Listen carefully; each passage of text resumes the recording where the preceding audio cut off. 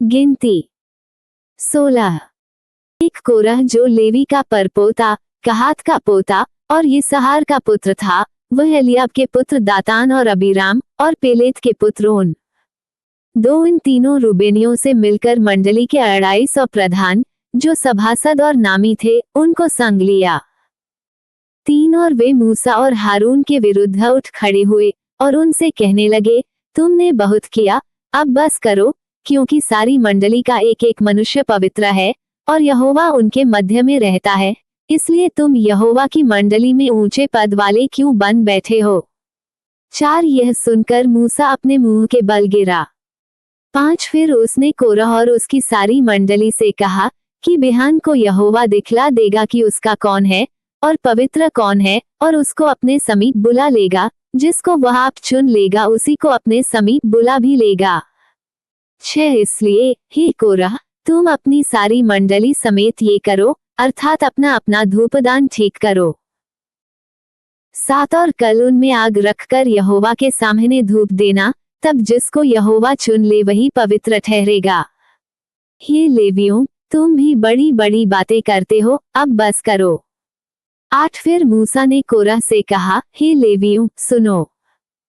9 क्या ये तुम्हें छोटी बात जान पड़ती है कि इस्राएल के परमेश्वर ने तुमको इस्राएल की मंडली से अलग करके अपने निवास की सेवकाई करने और मंडली के सामने खड़े होकर उसकी भी सेवा टहल करने के लिए अपने समीप बुला लिया है। 10 और तुझे और तेरे सब लेवी भाइयों को भी अपने समीप बुला लिया है। फिर भी तुम याजक पद के भी खोजी हो। 11 और इसी कारण तूने अपनी सारी मंडली को यहोवा के विरुद्ध इकट्ठी किया है, हारून कौन है कि तुम उस पर बुड़बुड़ाते हो। 12 फिर मूसा ने एलियाब के पुत्र दातान और अबीराम को बुलवा भेजा और उन्होंने कहा, हम तेरे पास नहीं आएंगे। 13 क्या यह एक छोटी बात है कि तू हमको ऐसे देश से जिसमें दूध और मधु की धाराएं बहती है इसलिए निकाल लाया है कि हमें जंगल में मार डाले, फिर क्या तू हमारे ऊपर प्रधान भी बनकर अधिकार जताता है। 14 फिर तू हमें ऐसे देश में जहां दूध और मधु की धाराएं बहती हैं नहीं पहुंचाया और न हमें खेतों और दाख की बारियों के अधिकारी किया। क्या तू इन लोगों की आंखों में धूल डालेगा? हम तो नहीं आएंगे। 15 तब मूसा का कोप बहुत भड़क उठा और उसने यहोवा से कहा, उन लोगों की भेंट की ओर दृष्टि न कर। मैंने तो उनसे एक गधा भी नहीं लिया और न उनमें से किसी की हानि की है। 16 तब मूसा ने कोरह से कहा, कल तू अपनी सारी मंडली को साथ लेकर हारून के साथ यहोवा के सामने हाजिर होना। 17 और तुम सब अपना अपना धूपदान लेकर उनमें धूप देना, फिर अपना अपना धूपदान जो सब समेत 250 होंगे यहोवा के सामने ले जाना, विशेष करके तू और हारून अपना अपना धूपदान ले जाना। 18 उन्होंने अपना अपना धूपदान लेकर और उनमें आग रखकर उन पर धूप डाला और मूसा और हारून के साथ मिलाप वाले तंबू के द्वार पर खड़े हुए। 19 और कोरह ने सारी मंडली को उनके विरुद्ध मिलाप वाले तंबू के द्वार पर इकट्ठा कर लिया। तब यहोवा का तेज सारी मंडली को दिखाई दिया। 20 तब यहोवा ने मूसा और हारून से कहा, 21 उस मंडली के बीच में से अलग हो जाओ कि मैं उन्हें पल भर में भस्म कर डालूं। 22 तब वे मुंह के बल गिर के कहने लगे, हे ईश्वर, हे सब प्राणियों के आत्माओं के परमेश्वर, क्या एक पुरुष के पाप के कारण तेरा क्रोध सारी मंडली पर होगा। 23 यहोवा ने मूसा से कहा, 24 मंडली के लोगों से कह कि कोरह, दातान और अबीराम के तंबुओं के आसपास से हट जाओ। 25 तब मूसा उठकर दातान और अबीराम के पास गया और इस्राएलियों के वृद्ध लोग उसके पीछे पीछे गए। 26 और उसने मंडली के लोगों से कहा, तुम उन दुष्ट मनुष्यों के डेरों के पास से हट जाओ और उनकी कोई वस्तु न छुओ, कहीं ऐसा न हो कि तुम भी उनके सब पापों में फंसकर मिट जाओ। 27 ये सुन वे कोरह, दातान और अबीराम के तंबुओं के आसपास से हट गए, परंतु दातान और अबीराम निकलकर अपनी पत्नियों, बेटों और बाल बच्चों समेत अपने अपने डेरे के द्वार पर खड़े हुए। 28 तब मूसा ने कहा, इससे तुम जान लोगे कि यहोवा ने मुझे भेजा है कि यह सब काम करूं, क्योंकि मैंने अपनी इच्छा से कुछ नहीं किया। 29 यदि उन मनुष्यों की मृत्यु और सब मनुष्यों के समान हो और उनका दंड सब मनुष्यों के समान हो, तब जानो कि मैं यहोवा का भेजा हुआ नहीं हूँ।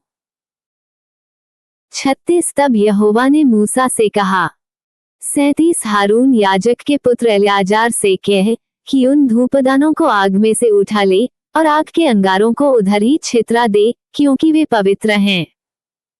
38 जिन्होंने पाप करके अपने ही प्राणों की हानि की है, उनके धूपदानों के पत्थर पीट पीट कर बनाए जाएं, जिससे कि वह वेदी के मरने के काम आवे, क्योंकि उन्होंने यहोवा के सामने रखा था, इससे वे पवित्र हैं। इस प्रकार वह इस्राएलियों के लिए एक निशान ठहरेगा। 39 एल्याजार याजक ने उन पीतल के धूपदानों को, जिनमें उन जले हुए मनुष्यों ने धूप चढ़ाया था, लेकर उनके पत्थर पीटकर वेदी के मरने के लिए बनवा दिए।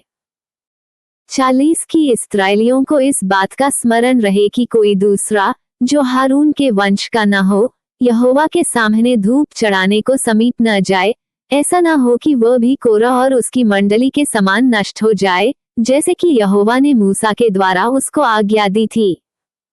41 दूसरे दिन इस्राएलियों की सारी मंडली यह कहकर मूसा और हारून पर बुड़बुड़ाने लगी कि यहोवा की प्रजा को तुमने मार डाला है। 42 और जब मंडली के लोग मूसा और हारून के विरुद्ध इकट्ठे हो रहे थे, तब उन्होंने मिलाप वाले तंबू की ओर दृष्टि की और देखा कि बादल ने उसे छा लिया है और यहोवा का तेज दिखाई दे रहा है। 43 तब मूसा और हारून मिलाप वाले तंबू के सामने आए। 44 तब यहोवा ने मूसा और हारून से कहा। 45 तुम उस मंडली के लोगों के बीच से हट जाओ, कि मैं उन्हें पल भर में भस्म कर डालूं। तब वे मुंह के बल गिरे। 46 और मूसा ने हारून से कहा, धूपदान को लेकर उसमें वेदी पर से आग रखकर उस पर धूप डाल, मंडली के पास फुर्ती से जाकर उसके लिए प्रायश्चित कर, क्योंकि यहोवा का कोप अत्यंत भड़का है और मरी फैलने लगी है। 47 मूसा की आज्ञा के अनुसार हारून धूपदान लेकर मंडली के बीच में दौड़ा गया, और ये देखकर कि लोगों में मरी फैलने लगी है, उसने धूप जलाकर लोगों के लिए प्रायश्चित किया।